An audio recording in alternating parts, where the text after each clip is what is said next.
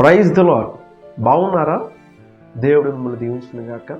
మన ప్రభువును రక్షకుడైన యేసుక్రీస్తు వారి దివ్యమైన సుచరిత్ర కలిగిన పుణ్యనామమున మరి ఈ వీడియోని వీక్షిస్తున్న మీ అందరికీ నా ప్రత్యేకమైన వందనాలు తెలియజేస్తున్నాను. మరి మీరు ఎంతగానో బాగున్నారని నేను నమ్ముచు విశ్వసిస్తున్నాను. అలాగే దేవుని యొక్క మహా ఉన్నతమైన కృప చొప్పున మరి గడిచిన జనవరి, ఫిబ్రవరి, March, April, May, June, July, August, September, October, November 11 months మన దేవుని యొక్క కృపలో మరి గడిచినాయి అని చెప్పాలి. మరి ఇంత గొప్పగా మరి ఈ 11 months 2024 ఇయర్లో 2024th ఇయర్లో మరి దేవుని యొక్క మహా ఉన్నతమైన కృపను బట్టి ఈ 11 నెలలు చాలా ఇట్టే గడిచిపోయినట్టు ఉన్నాయి కదండి. నాకు కూడా అలాగే ఉన్నాయి. అయినప్పటికీ కూడా దేవుని యొక్క మహా ఉన్నతమైన కృపను బట్టి మనం డిసెంబర్ నెలలో ప్రవేశించగలిగాం. Praise the lord. డిసెంబర్ నెల అనగా చాలామందికి షాపింగ్ మంత్ కదా, చాలామందికి హౌస్ క్లీనింగ్ మంత్ కదా, చాలామంది ఒక పార్టీ లేదంటే ఒక ఎంజాయ్మెంట్ లేదంటే ఒక సెలబ్రేషన్ మంత్గా చాలామంది కన్సిడర్ చేస్తారు. గమనించండి ప్రియులారా, ఇది ఒక రకమైన కోణం, ఇది ఒక రకమైన యాంగిల్. కానీ ఇంకొక రకమైన కోణం కూడా మీరు ఆలోచించాలి. December month, Christmas month, Christmas celebration ఇవన్నీ కూడా ఒక పక్కన పెడితే ఇది క్రిస్మస్ సీజనే కాదు, ఇది డిసెంబర్ సీజనే కాదు, ఇది క్రిస్మస్ రీజన్ కూడా మనం తెలుసుకోవాలి. అదేంటండి? సీజను రీజను కొంచెం ఫ్లోయింగ్ బాగుంది కదా అని వాడిన పదాలు కానే కాదు. నిజమే. ఈ క్రిస్మస్ రీజన్ మీరు తెలుసుకుంటే మీరు చాలా దీవెనకరంగా మార్చబడతారు. గమనించండి ప్రియులారా, చాలామంది క్రిస్మస్ సీజన్ కాబట్టి మనం ఎంజాయ్ చేస్తున్నాం, మనం సెలబ్రేట్ చేసుకున్నాం అని అనుకుంటారు. కానీ ఈ క్రిస్మస్ సీజన్ వచ్చింది అని అంటే దానికి గల కారణం, ఒక రీజన్ ఉంది. రీజన్ అసలు ఏంటి? ఆ రీజన్, క్రిస్మస్ రీజన్ ఏంటి?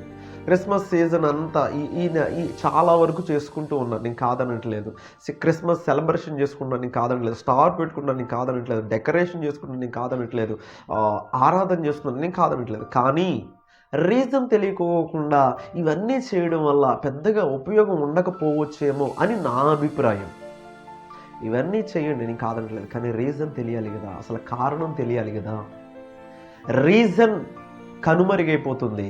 సీజన్ ఆకాశాన్ని అంటే విధంగా మనం ముందుకు నడిపించుకోగలుగుతున్నాం. గమనించండి ప్రియులారా, అసలు రీజన్ మీకు తెలియాలి, రీజన్ అనేక మందికి ప్రకటించాలి, రీజన్ అనేక మందికి మీరు ప్రబోధించాలి. అటువంటి గొప్ప మంచి మెచ్యూరిటీ మనస్సును నా దేవుడు మీకు దయచేయును గాక. గమనించండి ప్రియులారా, అసలు రీజన్ ఏంటి? 3 రీజన్స్ ఉన్నాయి. 3 reasons is there about all Christmas season. గమనించండి ప్రియులారా, క్రిస్మస్ సీజన్ గురించి ఒక 3 కారణాలు మన దగ్గర ఉన్నాయి. అవి మీకు పంచే ప్రయత్నం నేను చేయాలని ఆశపడుతున్నాను. గమనించండి ప్రియులారా, ఫస్ట్ ఆఫ్ ఆల్ ఇంట్రడక్షన్లోకి వద్దాం. అసలుకి క్రిస్మస్ గురించి కొన్ని విషయాలు మీకు చెప్పాలని నేను ఆశపడుతున్నాను. అలాగే యేసయ్య గురించి కొన్ని విషయాలు మీకు చెప్పాలని ఆశపడుతున్నాను. అలాగే దేవుని గురించి మనకి అర్థం అవ్వాలి అనే ఒక ఉన్నతమైన ఆలోచనతో కొన్ని మాటలు మీకు చెప్పాలని ఆశపడుతున్నాను. అసలు యేసుక్రీస్తు ప్రభుల వారిని నువ్వు ఎందుకు దేవుడిగా అంగీకరించాలి అనేది కూడా మీకు చెప్పాలని ఆశపడుతున్నాడు. గమనించండి ప్రియులారా, యేసుక్రీస్తు ప్రభుల వారు 2024 సంవత్సరాల క్రితం పుట్టిన మహా ఉన్నతమైన దేవుడు. ఎందుకు ఆ మాట అన్నాను అంటే, గమనించండి ప్రియులారా, యేసుక్రీస్తు వారు పుట్టిన తరువాత న్యూ క్యాలెండర్ బిగిన్ అయింది, న్యూ క్యాలెండర్ స్టార్ట్ అయింది. సో న్యూ క్యాలెండర్ ఎప్పుడైతే ప్రారంభమైందో అప్పటి నుంచి 1, 2, 3, 4, 5, 6 సంవత్సరాలుగా పరిగణించుకుంటూ వచ్చి ఉన్నారు. ఇప్పటికీ 2024 సంవత్సరాలైంది. గమనించండి ప్రియులారా, క్రీస్తు శకం, క్రీస్తు పూర్వం మీరు వెనుకోకుండా ఉండనే ఉండరు.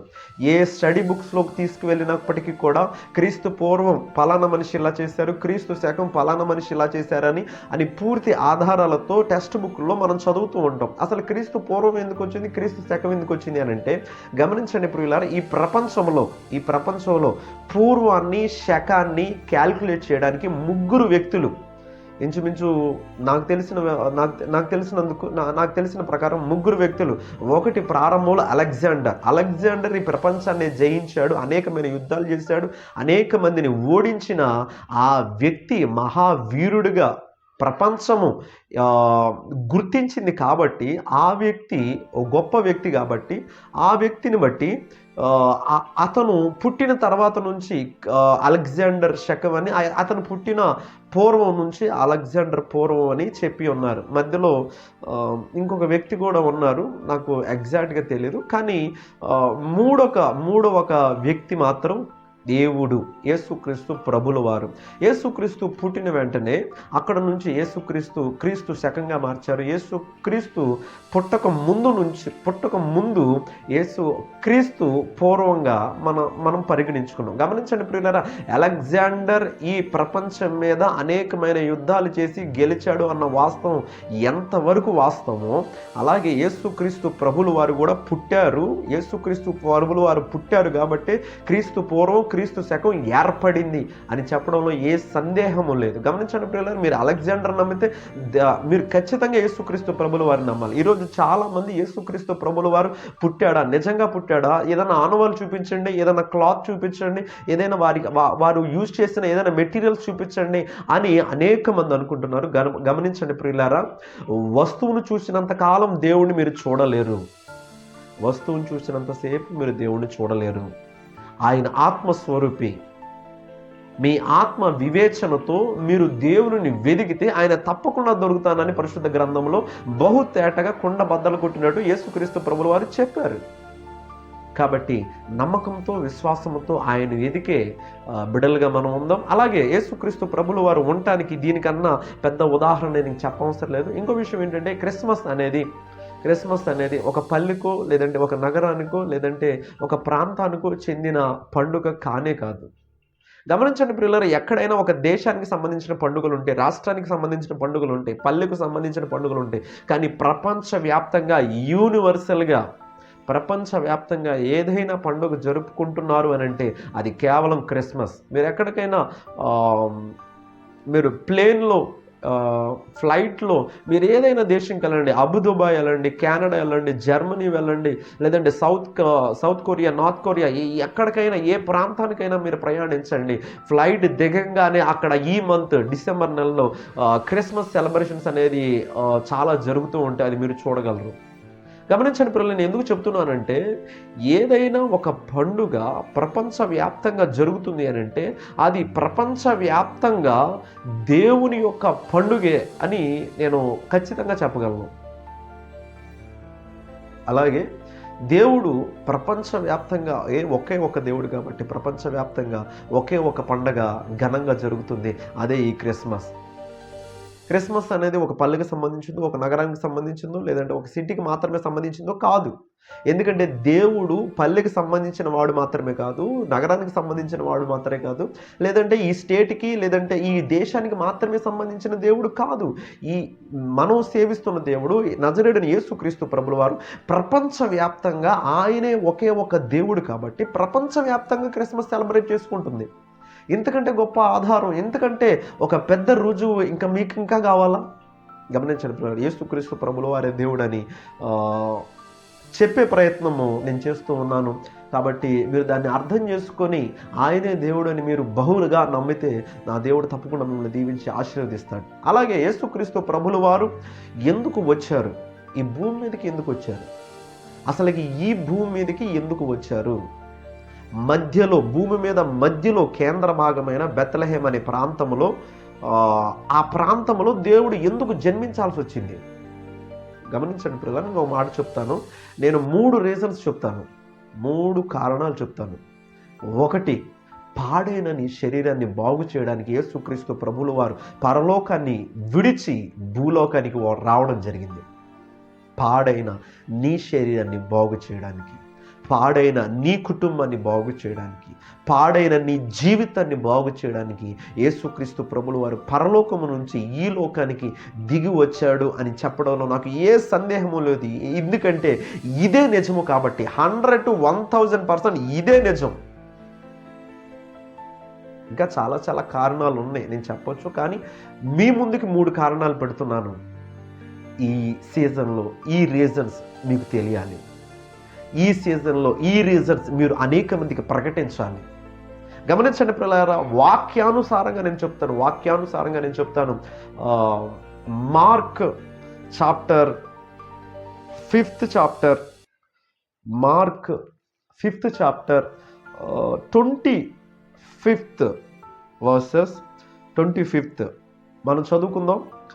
12 ఏళ్ల నుండి రక్తస్రావం రోగము కలిగిన యొక్క స్త్రీ ఉండెను. ఆమె అనేక వైద్యుల చేత ఎన్నో తిప్పలు పడి తనకు కలిగినదంతయు వ్యయము చేసుకొని ఎంత మాత్రమును ప్రయోజనము లేక మరింత సంకటపడెను. ఆమె యేసును గూర్చి విని, నేను ఆయన వస్త్రములు మాత్రము ముట్టిన బాగుపడును అనుకొని జన సమూహములో ఆయన వెనుకకు వచ్చి ఆయన వస్త్రము ముట్టెను.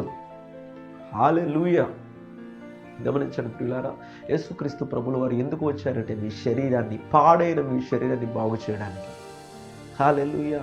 గమనించండి ప్రియులారా, చదివిన వాక్య ప్రకారం ఒక స్త్రీ ఉంది. ఆ స్త్రీ 12 ఏళ్ల నుంచి రక్తస్రావముతో నింపబడి ఉన్న స్త్రీ. తీరని రోగం అండి, భయంకరమైన రోగం. గమనించండి ప్రియులారా, ఆడవాళ్ళకి స్త్రీలకి మీకు చాలా బాగా తెలుస్తుంది. ప్రతి నెల ఇంచుమించు 2 రోజులు 3 రోజులు 4 రోజులు అయ్యే కార్యక్రమం అది 12 సంవత్సరాలుగా అయితే ఎంత పెయిన్ఫుల్గా ఉంటుంది, ఎంత బాధగా ఉంటుంది, ఎంత ఇబ్బందిగా ఉంటుంది. ఆ బాధ ఎంత ఎవరికి తెలియనిది కదా. కొలత లేని బాధ, ఇబ్బందికరమైన పరిస్థితుల్లో ఉన్నది ఆమె. గమనించండి, ఆ రక్తస్రావం కలిగిన స్త్రీ అనేక మంది వైద్యుల దగ్గరికి వెళ్ళింది, తగ్గలేదు. అనేక మంది డబ్బులు ఖర్చు పెట్టింది, తగ్గలేదు.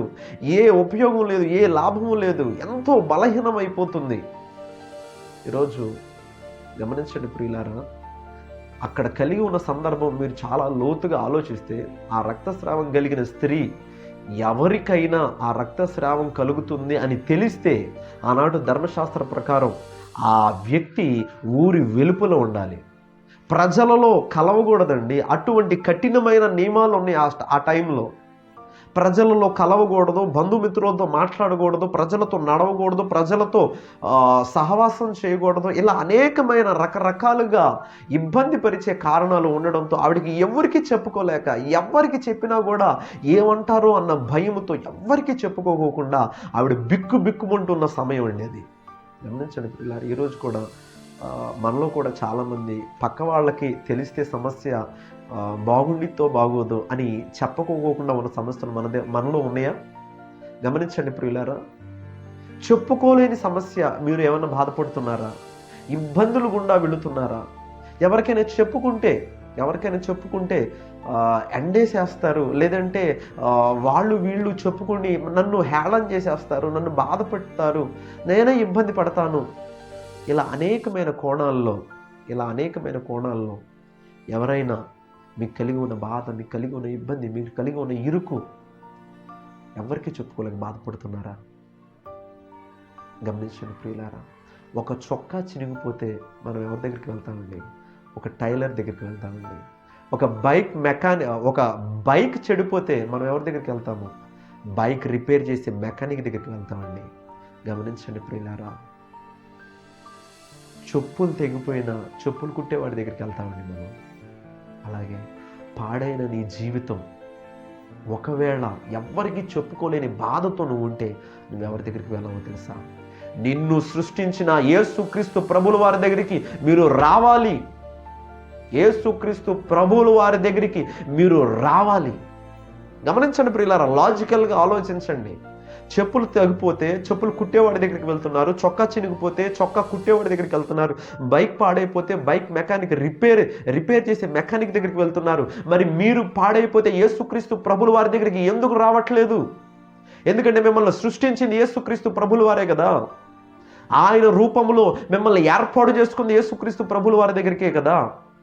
మరి మీరు వెళ్ళాల్సింది కూడా యేసుక్రీస్తు ప్రభుల వారి దగ్గరికే కదా. ఈ లాజిక్ ఎందుకు మిస్ అవుతున్నారు? ఈ ఫార్ములా ఎందుకు తెలుసుకోలేకపోతున్నారు? గమనించండి పిల్లలు, ఎంత పెద్ద క్వశ్చన్ అయినా కూడా, ఎంత 10 మార్క్స్ సమ్ అయినా కూడా, ఎంత 20 మార్క్స్ సమ్ అయినా కూడా గమనించండి పిల్లలు, ఒక్క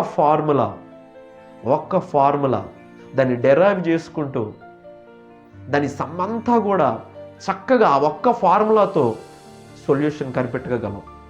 అంతేనా కదా? ఒకే ఒక్క ఫార్ములా, నీ జీవితానికి ఒకే ఒక్క ఫార్ములా, యేసుక్రీస్తు ప్రభుల వారు మాత్రమే. ఆ ఫార్ములాను తెలుసుకోండి. యేసుక్రీస్తు ప్రభుల వారి దగ్గరికి వెళ్ళాలని ఆశతో మీరు కలిగి ఉన్నారా? గమనించండి ప్రియులారా, నీ శరీరం పాడైతే నువ్వు వెళ్ళాల్సింది యేసుక్రీస్తు ప్రభుల వారి దగ్గరికి. యేసుక్రీస్తు ప్రభులు వారు పరలోకం నుంచి ఈ భూలోకానికి ఎందుకు వచ్చారు అని అంటే, పాడైన నీ శరీరాన్ని బాగు చేయడానికి. హల్లెలూయా. గమనించండి ప్రియులారా, ఆయన ఎలాగైనా బాగు చేయగలనండి, ఎలాగైనా చేయగలను. లేదండి, నాకు కలిగి ఉన్న రోగం చాలా భయంకరమైన రోగం అండి, నేను కలిగి ఉన్న బాధ, అప్పుల బాధ ఇక ఎవరు తీర్చలేరండి, నాకు ఉద్యోగం రావట్లేదు ఇక ఎవరు చెయ్యలేరండి, నాకు పెళ్ళి అవ్వదు ఇంక ఎవరు చెయ్యలేరండి, అలా అనుకుంటున్నారా మీరు? గమనించండి ప్రియులారా, ఆయన ఏదైనా ఎలాగైనా చేయగలిగిన సమర్థుడు. యథార్థంగా ఒక సంఘటన చెప్తానండి, అది జాగ్రత్తగా వింటే మీ జీవితంలో ఒక మంచి ప్రారంభాన్ని, ఒక మంచి ఆరంభాన్ని మీరు మొదలుపెట్టిన వారు అవుతారు. గమనించండి ప్రియులారా, ఒకానొక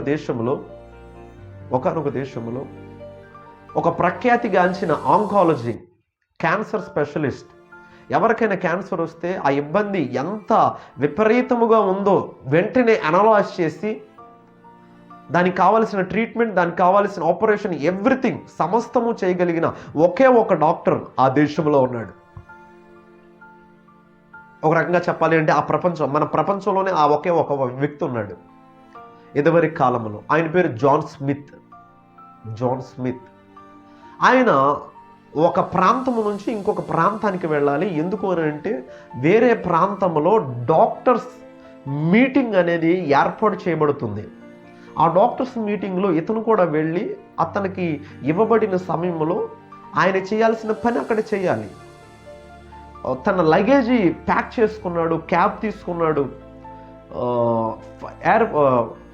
ఎయిర్పోర్ట్కి వెళ్ళాడు, ఫ్లైట్ ఎక్కి ఫ్లైట్ టేకాఫ్ అయింది. టేకాఫ్ అయిన వితిన్ 15 minutesలో పైలట్ అనౌన్స్ చేస్తున్నాడు, మన ఫ్లైట్కి ఒక ఇబ్బంది వచ్చింది, ముందు వెళ్ళడానికి చాలా కష్టమైపోతుంది, కానీ అత్యవసరమైన ల్యాండింగ్ నేను చేయబోతున్నాను, ఎమర్జెన్సీ ల్యాండింగ్ నేను ప్రకటిస్తున్నాను, అందరూ జాగ్రత్తగా ఉండండి అని పైలట్ అనౌన్స్ చేయడం జరిగింది.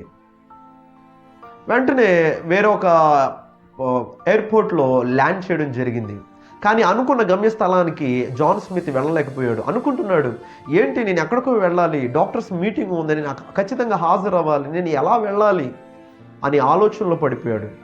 వెంటనే అతను తన క్యాబ్ తీసుకొని వెంటనే ముందుకి తన గమ్యస్థలానికి వెళ్ళాలని ప్రయాణం చేస్తున్నాడు. హైవే మీద వెళ్తున్నాడు, చిన్న చిన్న రోడ్ల మీద వెళ్తున్నాడు. హఠాత్తుగా తీరని తుఫాన్ ఏర్పడింది, వర్షం, బేభత్సం. ఆ దారిలో ఏమీ ముందు కనపడట్లేదు, ఆ వర్షం కారణంగా ముందు ఏమీ కనపడట్లేదు. అటువంటి ఇబ్బందికరమైన పరిస్థితుల్లో అనుకోకుండా అడవిలోకి వెళ్ళిపోవడం జరిగింది. ఆ అడవిలో ఒక చిన్న పల్లె ఉంది. ఆ పల్లె దగ్గర కారు ఆగిపోయింది. వెంటనే కారు దిగి నడిచి ఒక ఇంటి దగ్గరికి వెళ్ళాడు. చిన్న పూరు గుడిసె. ఆ ఇంటి దగ్గరికి వెళ్ళగానే ఆ లోపల ఉన్న ఒక తల్లి గారు వచ్చి, అయ్యా ఎక్కడికి వెళ్తున్నారు? నేను చాలా దూరం వెళ్తున్నానమ్మా, నా కారు ఏమో సడన్గా ఆగిపోయింది, రాత్రి అయింది, వర్షం పడుతుంది, ఏం చేయాలో అర్థం కావట్లేదు. అయ్యో మీరు బయట తడవడం ఏంటి, ముందు మీరు లోపలికి రండి అని చక్కగా వేడివేడిగా కాఫీ ఇచ్చి టవల్ ఇచ్చి మీరు తుడుచుకోండి, మీరు ఎప్పుడు కావాలంటే అప్పటి వరకు మీరు ఇక్కడే ఉండొచ్చు, రేపొద్దున్నే మీరు వెళ్ళొచ్చు, ఇబ్బంది ఏం లేదు, కంగారు పడమాకండి అని ఆయన చెప్పింది. అప్పుడు ఆ స్త్రీ, ఆ తల్లి గారు ఈ డాక్టర్ గారితో అంటున్నారు, అయ్యా మీరు ఎవరో నాకు తెలియదు, మీరు అక్కడ కూర్చోండి, పర్లేదు, నేను కొంచెం ప్రేయర్ చేసుకోవాలి అని లోపలికి వెళ్ళి మంచం దగ్గర మోకాళ్ళు వేసి ప్రార్థన చేస్తుంది. అయ్యా నా కొడుకుని బాగు చేయి, అయ్యా క్యాన్సర్ బాధతో నా కొడుకు చాలా ఇబ్బంది పడుతున్నాడు, నా కొడుకుని బాగు చేయి. ఈ దేశంలో, ఈ ప్రపంచంలో ఏ ఒక్కరూ లేరంట, ఆ ఒకే ఒక వ్యక్తి ఉన్నాడంట. ఆ వ్యక్తి క్యాన్సర్ డాక్టర్ అంట. ఆ వ్యక్తి అపాయింట్మెంట్ కూడా నాకు దొరకదు, ఒకవేళ దొరికినప్పటికీ కూడా అంత డబ్బులు కూడా నేను ఇచ్చుకోలేను, నేను కటిక పేదరాలుని, కటిక పేదరాల్ని, నేను I come from very poor family, నేను ఇక ఏమీ చేయలేని పరిస్థితి, నువ్వు మాత్రమే చేయాలి అని ఆలోచనతో ప్రార్థన చేస్తుంది ఆ తల్లి.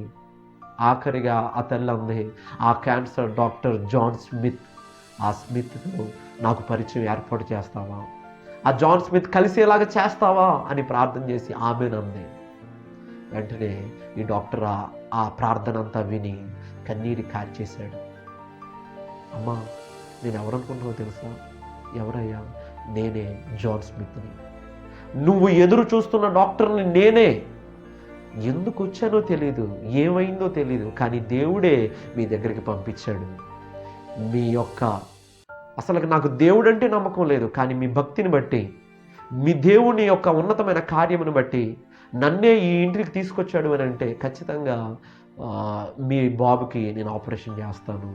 గమనించండి ప్రియులారా, నీ శరీరాన్ని బాగు చేయాలని యేసుక్రీస్తు ప్రభువుల వారు ఒక్క క్షణములో అనుకుంటే, ఇదిగో చిటికి వేసినంత టైంలో నా దేవుడు అనుకుంటే సమస్తమును బాగు చేయగలడు. నీ శరీరాన్నే కాదు, నీ కలిగి ఉన్న ఆర్థికమైన ఇబ్బందులే కాదు, నీ ఇరుకులే కాదు, నీ ఇబ్బందులే సమస్తమును బాగు చేయగలిగిన సమర్థుడు నేను ప్రకటిస్తున్న నజరేయుడైన యేసుక్రీస్తు ప్రభుల వారు.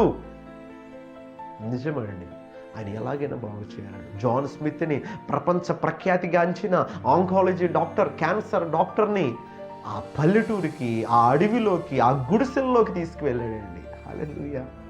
గమనించండి ప్రియులారా, పాడైన నీ శరీరాన్ని బాగు చేయడానికి నా యేసుక్రీస్తు ప్రభువు వారు పరలోకం నుంచి వచ్చాడు.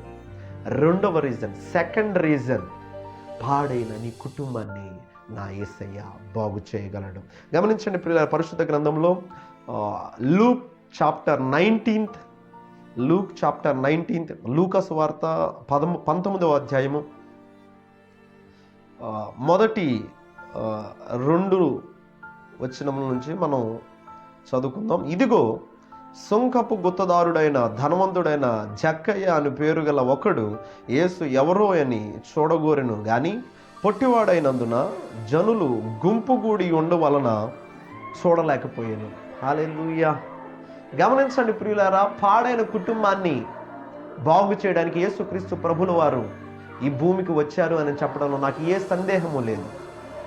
ఎందుకు ఈ విషయాన్ని నేను ఇంత గంభీరంగా, ఇంత ఘనంగా చెప్పగలుగుతున్నాను అంటే, ఎందుకంటే పరిశుద్ధ గ్రంథంలో పాడైన కుటుంబం ఒకటి ఉందండి, అదే జక్కయ్య కుటుంబం. ఎందుకు ఆ జక్కయ్య పాడైపోయిన కుటుంబంగా పరిగణించబడతాడు? ఎందుకు ఆ జక్కయ్య పాడైపోయాడు అని అంటే, గమనించండి ప్రియులారా, జక్కయ్య ఉద్యోగం ఒక సుంకపు గుత్తదారుడు. సుంకపు గుత్తదారుడు అని అంటే ఏం చేస్తారు అని అంటే, ఆ టైంలో ₹1 ఇచ్చి ₹4 వసూలు చేసే మహా దోపిడి మనస్తత్వం కలిగిన వ్యక్తిత్వము ఈ సుంకరులకు ఉంటుంది. గమనించండి ప్రియులారా, ఆ కాలంలో సుంకర్లకి ఎటువంటి విలువ లేదు అనే చెప్పాలి. ఎంత డబ్బు ఉన్నప్పటికీ, ఎంత ధనం ఉన్నప్పటికీ సుంకర్లకి విలువ లేదు అనే చెప్పాలి. ఎందుకంటే ఒకానొక సమయంలో యేసుక్రీస్తు ప్రభుల వారు పేదవారితో, లేదంటే వారితో వీరితో భోజనం చేసేటప్పుడు అనేక మంది శాస్త్రులు, పరిసయ్యులు ఎలా అన్నారు ఏంటంటే, సుంకరులతో పాపులతో ఇతను కూర్చుంటున్నాడు ఏంటి అంటే, సుంకరులు పాపులు కలిసి చెప్పారు అని అంటే, పాపులు సుంకరులు రెండు ఒకటే అనే కదా ఇంచుమించు. గమనించండి పిల్లలు, నేను చాలా క్లారిటీగా చెప్తున్నాను. ఇప్పుడు సుంకపు గుత్తదారుడైన ఈ జక్కయ్య చేసే పని ఏంటంటే, ₹1 ఇచ్చి ₹4 వసూలు చేసేవాడు, ₹10 ఇచ్చి ₹100 వసూలు చేసేవాడు, ₹100 ఇచ్చి ₹1000 వసూలు చేసేవాడు.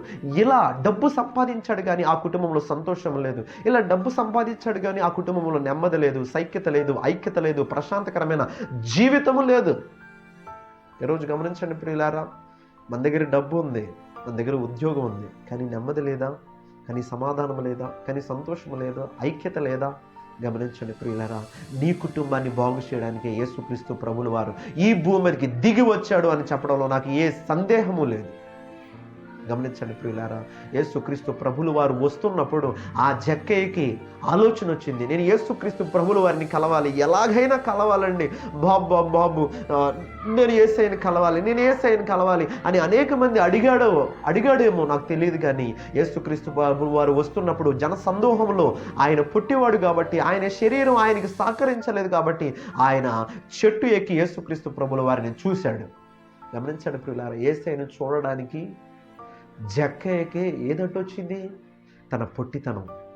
తన శరీరమే అడ్డొచ్చిందండి. ఈరోజు చాలామంది యేసయ్య దగ్గరకు రావడానికి అనేకమైన అడ్డొస్తున్నాయి. యేసయ్య దగ్గరికి రావడానికి కొంతమందికి టీవీ అడ్డొస్తుంది, యేసయ్య దగ్గరికి రావడానికి కొంతమంది సినిమాలు అడ్డొస్తున్నాయి, యేసయ్య దగ్గరికి రావడానికి కొంతమంది కోపం అడ్డొస్తుంది, యేసయ్య దగ్గరికి రావడానికి కొంతమంది నామోషిగా అడ్డొస్తుంది. ఇలా అనేకమైన రకాలుగా అడ్డులు పెట్టుకొని బతుకుతున్నారు. గమనించండి ప్రియులారా, నువ్వు ఏదైతే అడ్డు పెట్టుకుంటున్నావో ఆ ఉద్యోగం దేవుడే ఇచ్చాడు, ఆ టీవీ దేవుడే ఇచ్చాడు, ఆ శరీరం దేవుడే ఇచ్చాడు. ఇది కాదా నమ్మక ద్రోహం? ఇది కాదా అండి? ఒక్కసారి ఆలోచించండి. అన్నీ ఇచ్చిన ప్రభువుకే మన శరీరాన్ని మనం ఇవ్వకుండా, ఆదివారమైనా శుక్రవారమైనా ప్రార్థనలకు వెళ్లకుండా మన ఇంటిలో మనం ఉంటూ ఉన్నామే, ఇది కాదా నమ్మకమైన ద్రోహం? నమ్మక ద్రోహం అండి. నమ్మక ద్రోహం ఇవి వాళ్ళల్లో వీళ్ళలో కదండి, క్రిస్టియన్స్లో, క్రైస్తవుల్లో ఎంత నమ్మక ద్రోహం ఉందండి. మనకు బలం ఇచ్చింది యేసయ్యే, మనకి ఆరోగ్యం ఇచ్చింది యేసయ్యే, మనకి జీవితం ఇచ్చింది యేసయ్యే, మనకి బిడ్డలను ఇచ్చింది యేసయ్యే. కానీ ఆ బిడ్డలను తీసుకోకుండా, లేదంటే ఆ భర్తను తీసుకోకుండా, లేదంటే ఆ భార్యను తీసుకోకుండా మీరు మందిరానికి వెళ్ళడం ఎంతవరకు కరెక్ట్? కుటుంబం అంతా చుట్టాలు వచ్చేసరికి వెంటనే ఆ రోజు ప్రార్థన ఎగ్గొట్టేస్తారండి.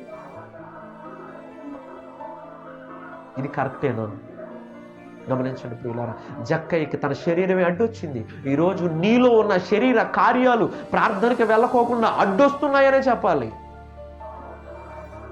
శరీర కార్యాలను చంపుకోక ఎంత ఇబ్బందికరమైన పరిస్థితుల్లో మీరున్నారో ఒక్కసారి ఆలోచించండి. మీ శరీరం ఒకవేళ అడ్డొస్తే మీ శరీర కోరికలు మీరు చంపివేయండి. కొంతమంది ఫుల్గా తాగేసి పండగని చాలా సెలబ్రేట్ చేసుకోవాలనుకుంటారు. కొంతమందిని ఇల్లంతా డెకరేట్ చేసుకొని పండగని చాలా సెలబ్రేట్ చేసుకోవాలనుకుంటారు. కానీ ఇది కాదు సెలబ్రేషన్. దేవునికి ఇష్టమైన సెలబ్రేషన్ ఇది కాదు.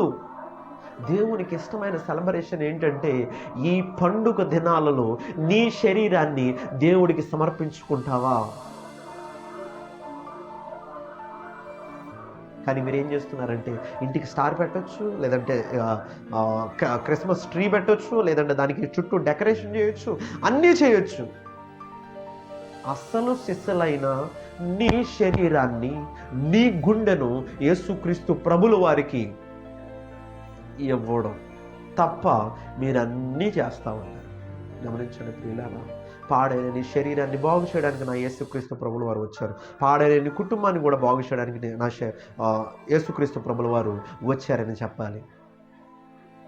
అప్పటి వరకు జక్కే కుటుంబంలో నెమ్మది లేదు, అప్పటి వరకు జక్క కుటుంబంలో సంతోషం లేదు, అప్పటి వరకు జక్క కుటుంబంలో ఆనందం లేదు, అప్పటి వరకు జక్క కుటుంబంలో వైభవం లేదు, ఇల్లు ఉంది, ఆస్తులు ఉంది, అంతా ఉంది. కానీ విలువ, ప్రత్యేకత, ఒక గుర్తింపు సొసైటీలో లేనే లేదు. ఈరోజు డబ్బు సంపాదిస్తున్నారు, నేను కాదనట్లేదు, కానీ సమాధానాన్ని సంపాదించుకోగలుగుతున్నారా? సంతోషాన్ని సంపాదించుకోగలుగుతున్నారా? ప్రశాంతకరంగా మీరు జీవించగలుగుతున్నారా? కుటుంబంతో కలిసిమెలిసి ప్రేమతో, ఐక్యతతో, సమాధానంతో మీరు ఉండగలుగుతున్నారా? యేసుక్రీస్తు ప్రభుల వారు వచ్చింది నీ కుటుంబ వ్యవస్థను బాగు చేయడానికి, పాడైన నీ కుటుంబ వ్యవస్థను బాగు చేయడానికి యేసుక్రీస్తు ప్రభుల వారు వచ్చారని చెప్పాలి.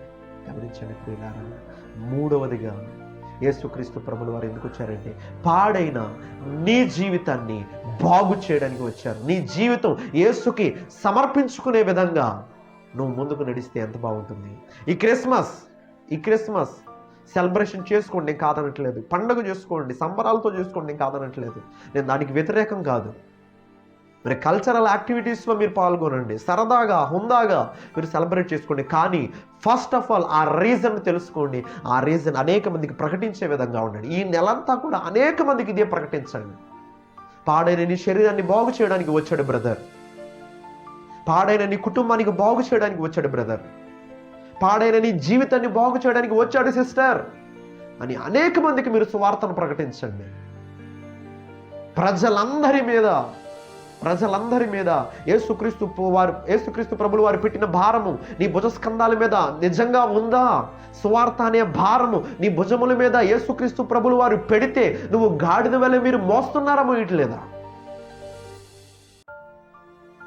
ఈ క్రిస్మస్ సందేశాన్ని మీరు అనేక మందికి ప్రకటించే విధంగా ఒక గాడిద వలె మీరు ఏర్పాటు చేయబడాలి అని మనస్ఫూర్తిగా ఒక దీనదాసునిగా నేను కోరుకుంటున్నాను.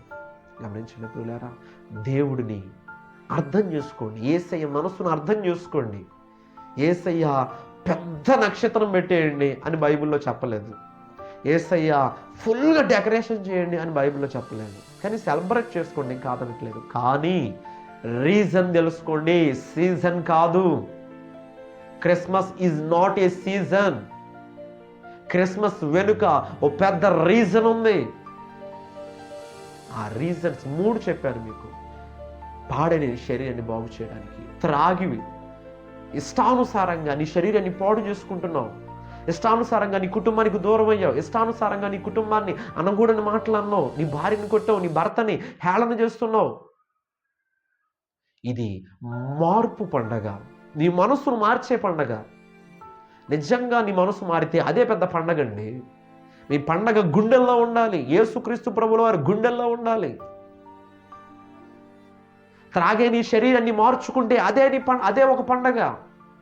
గమనించండి ప్రియులారా, విలువైన నీ శరీరము, ఇది చాలా విలువైన శరీరము. ఈ శరీరము చాలా విలువైన శరీరము. గమనించండి ప్రియులారా, 1,00,000 రూపాయలు పెట్టో, లేదంటే 50,000 పెట్టో, లేదంటే 60,000 పెట్టో, సెకండ్స్లో ఒక బైక్ కొనుక్కున్నావు. ఆ బైక్కి కిరోసిన్ పోస్తావా లేదా పెట్రోల్ పోస్తావా? పెట్రోలే కదండి పోసేది. ఎంత తెలివి తక్కువ వాడైనా పెట్రోలే పోస్తాడు. 50,000 రూపాయలు పెట్టి నువ్వు కొనుక్కున్న సెకండ్స్లో కొనుక్కున్న బైక్కే నువ్వు అంత నాణ్యత చూస్తావు. పెట్రోల్ బంక్ ఏది బాగుంది, పెట్రోల్ బంక్ ఏది బాగుంది, ఏది నాణ్యతగా ఉంది, ఏది కరెక్ట్గా వస్తుంది, ఏది స్వచ్ఛంగా వస్తుంది అని నువ్వు అన్ని కారణాలు చూస్తావే. ఈ శరీరం కొన్ని కోట్ల రూపాయల కంటే విలువైనదండి. ఈ శరీరము కొన్ని కోట్ల కంటే విలువైనది. ఈ శరీరంలో బైక్లో కూడా పోయలేనంతగా, ఏ ఇన్స్ట్రుమెంట్లో కూడా పోయలేనంతగా ఇన్ఫ్లామబుల్ హజార్డస్ లిక్కర్ని నువ్వు నీ శరీరంలో పోసుకుంటే, సారా నీ శరీరంలో పోసుకుంటే, విస్కీ నీ శరీరంలో పోసుకుంటే, ఇలా అనేకమైన రకాలుగా నీ శరీరాన్ని పాడు చేసుకోవడానికి నీ అంతట నువ్వే, నీ చేతులారా నువ్వే తాగితే అది పండగ లేదు, అది దండగా.